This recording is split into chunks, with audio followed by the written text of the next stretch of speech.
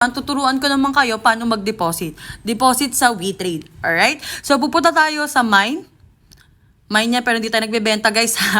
So, pupunta tayo sa Mine. Tap nyo lang po yan. Ngayon, makikita nyo po ganyan. So, i-click po natin, deposit. Tap natin, deposit. Loading. Ayan na. So, pipili ho tayo DragonPay o Tether. Anong pinagkaiba ng dalawa? DragonPay po, i-choose natin kapag ang payment method ho natin is GCash, PayMaya, BPI, or any local bank. Kapag gusto nyo naman po gamitin yung USDT nyo via Binance, i-click nyo lang po Tether USDT. Pero example po natin ngayon is GCash. So, click DragonPay. Pag-click natin ng DragonPay, deposit account, tap nyo lang po.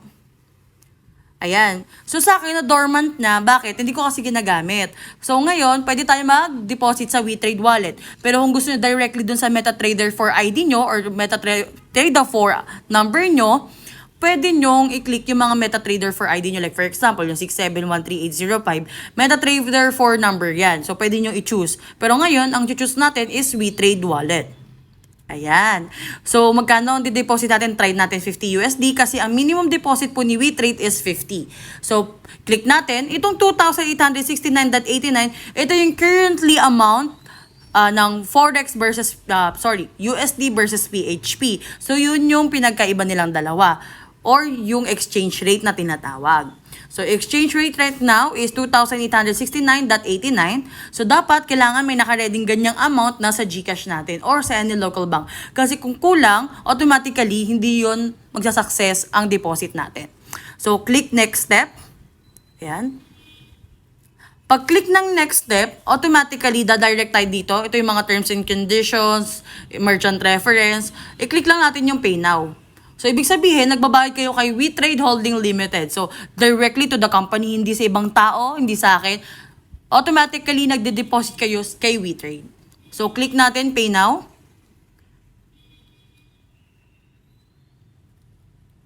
Pag-click natin ng Pay Now, ayan na, lalabas na.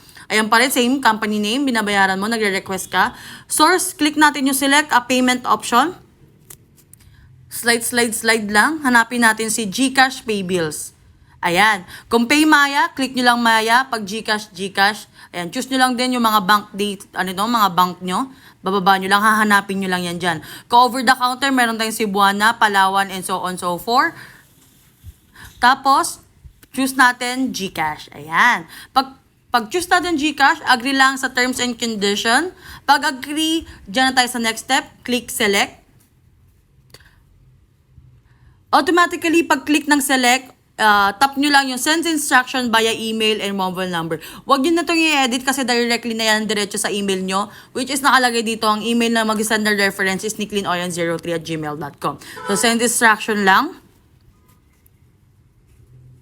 Processing na. Ngayon, pag nakita nyo to, automatically nag-send na ng reference number sa email nyo. So, punta na kayo agad sa Gmail nyo. So, search nyo lang Gmail or basta alam nyo naman paano pumunta sa Gmail. Ayan. So, refresh lang natin. Ayan. So, ito yung makikita natin. May reference na dito sa taas, pero pag gusto nyo na mas malinaw, mas maganda, i-click nyo lang yung link.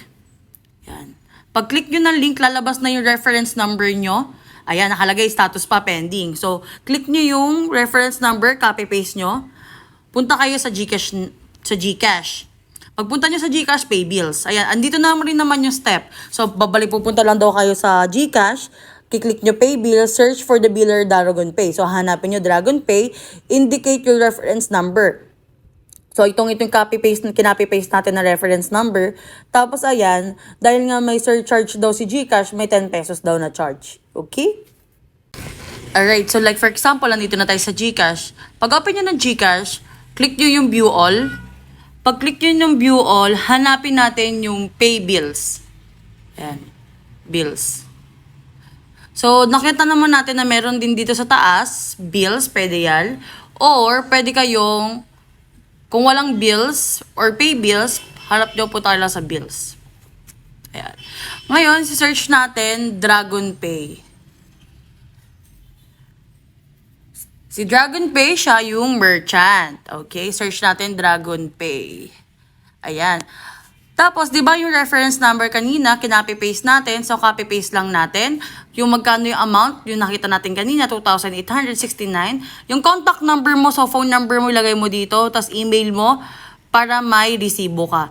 So, merong ganito, protect your bills now, thank us later. Para hindi dumagdag sa additional payment nyo or charges, unclick nyo lang yan. Tapos, click next.